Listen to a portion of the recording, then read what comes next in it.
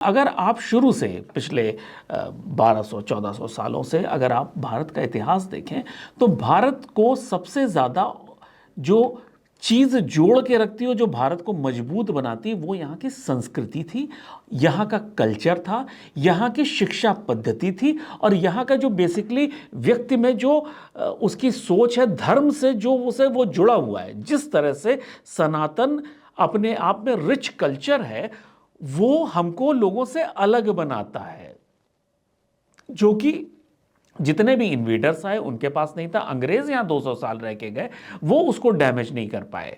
हमारी शिक्षा पद्धति और हमारे जो धर्म से जो जुड़ी हुई भावनाएं हैं और उसके आसपास जो जीवन है, उसकी वजह से हमें ये 1200-1400 साल की जो हमारे साथ टर्बुलेंस रही है, उसको वो हमें तोड़ नहीं पाई।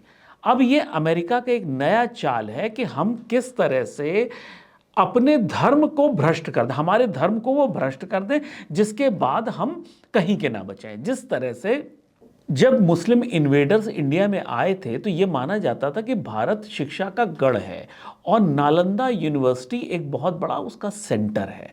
तो जो इन्वेडर्स थे उन्होंने जाके नालंदा यूनिवर्सिटी को जला दिया। जलाने का पर्पस कुछ नहीं था, वहाँ उन्हें मिला कुछ नहीं था। जलाने का पर्पस ये था कि जो हमारी सभ्यता है, जो हमारा कल्चर है, जो हमारा ज्ञान का स्रोत है, उसको हम डैमेज कर दें। उसको डैमेज करने की स्थिति में हुआ ये कि वो नालंदा विश्वविद्यालय में जो ज्ञान का जो पांडुलिपियाँ थी, बड़े बड़े ग्रंथों की, वेदों की, पुराणों की, वो सब जल गई। तो उसके बाद उसका एडिटेड वर्जन तो हमारे पास आया, लेकिन एक्चुअल वर्जन हमसे दूर हो गया। वो भारतीय कल्चर के लिए एक बहुत बड़ा झटका था। तो इसी तरह से अब अगर ब्लड मीट से बने हुए पदार्थ अगर हम भगवान को अर्पित करेंगे तो ये आप सोचिए हम धार्मिक रूप से कितने कमज़ोर हो जाएंगे और हम किस तरह से, हमारी सभ्यता और कल्चर किस तरह से कॉम्प्रोमाइज़ होगा।